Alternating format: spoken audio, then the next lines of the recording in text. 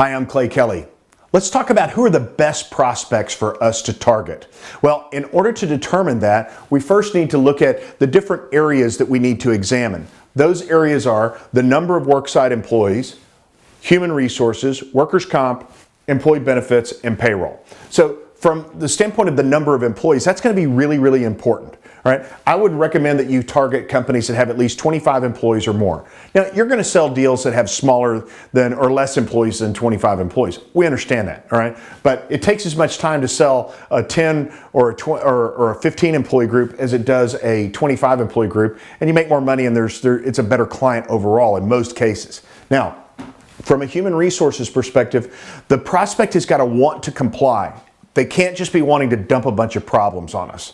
The second thing is workers' comp. We need whatever their particular company does, their risk has got to be within the tolerance of our firm or your firm, and more importantly, the workers' compensation carrier that covers your firm. So workers' compensation has got to fall within a risk tolerance level. Benefits. Two important things. Number one is the employer contribution towards at least the employee premium. We need that to be at least 80% or higher.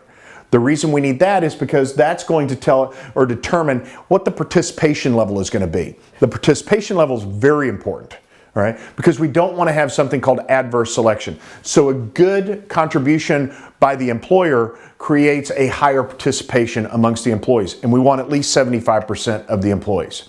Lastly is compensation. Compensation is based on geography. You have a major metropolitan area, likely the compensation for that individual as a whole would be less than one in compared to a rural area. So there are different types of prospects in terms of their age and what they do and things like that. Let's talk about the age. Startups. Those are young companies that have been in business somewhere between startups and 3 years. Now, these are really good candidates, but you've got to be cognizant of their capitalization. Also, they're smaller. So typically, if you want to focus on companies that have 50 or more employees, then it's a good idea that you're not going to be going after startups on a consistent basis. The focus of a startup company is obviously surviving, just being able to survive and pay their bills and make some money. Now, the approach that I would recommend that you take in going after a startup company, which is still a decent candidate, is to be able to say, there's a better way of being able to do all of the stuff that we talked about, the human resources, workers' comp, benefits, and payroll. And we can consolidate all these vendors that you would have to have anyway, and quite frankly, we're going to be able to share the liability through our shared employment relationship. Now, the next category is medium age companies. Those are, say, 3 to 10 years, three years of age to 10 years of age. Those are excellent candidates because they've weathered the capital storm. The other thing is they've got more employees than a startup. So it's a better target for you to be going after. And the fact that their focus is not survival in most cases, their focus is on growth. And how do we gain more market share? The approach that we want to take is there's no need for you to hire human resources people within your organization. Obviously, they've got more employees, so the need or the thought process may be that we need to hire an HR person. And with a medium-age company, we might be able to handle that with them without them having to hire that person.